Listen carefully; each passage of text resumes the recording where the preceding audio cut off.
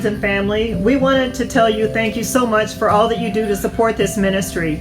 And we wanted to introduce you to the men that are so faithfully serving the Lord here. This is Isaias. Isaias is in charge of our police academy. He also is pastoring a church. He also is working with some teens, and he also teaches at one of the centers that keeps migrants. This is Samuel. Samuel is also the pastor of a church. He houses migrants, so he teaches them daily the Word of God. He also does outreach with some of his other brothers to other ministries. This is Javier. Javier works with our state police. We told you how blessed we are after 9 years of praying to get in there. Javier goes Monday, Wednesday, and Friday in the morning and the evening. He also attends other police stations and oversees them and the work that's going on. He's also one of our teachers for the men here. He teaches self-confrontation and inductive Bible study. He's pastoring a church, and I want you to know he's building the church. And when I say building, I mean physically he's building a church. This is Jose Luis. He is pastoring a church. He has one of the police stations as his congregation. So he is responsible to go there Mondays, Wednesdays, and Fridays in the morning and in the afternoon when they change shifts and do a 5-minute devotion, teach them, pray with them, and counsel them. He also has a kids club and his own church. This is Ramon. Ramon is also pastoring a church. Ramon also has a police station that he's in charge of. He also has 2 fire stations that he goes to weekly. Ramon also has a kids club that he loves on these kids. This is Julio.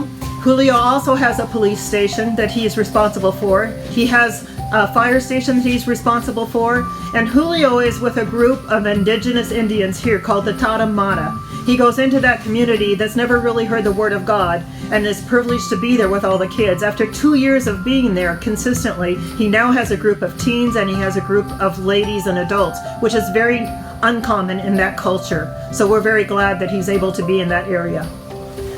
This is Pedro. Pedro also has a police station that he's in charge of. He has 2 fire stations he's in charge of. He also helps his father-in-law pastor a church.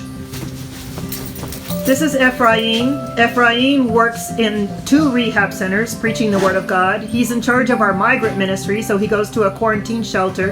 And let me tell you that Ephraim and a couple of his team cook the food at his house in the morning. Yes, they're the cooks, and they take the burritos to these places. Also in jails, when he's allowed to go in, he goes in and feeds them because the people in jails often only get 1 meal a day. And he also goes out into the buses, into the streets and the plaza, and shares the Word of God. This is Juan Sanchez. Juan also has a church in an area that's very, very tough because the majority of the dads are cartels, are involved in that area and have been murdered. And so these kids don't have much of a future and much of a hope, and he gives them that. He also goes to rehab centers and teaches the Word of God, and he also goes out into the streets and preaches the Word of God.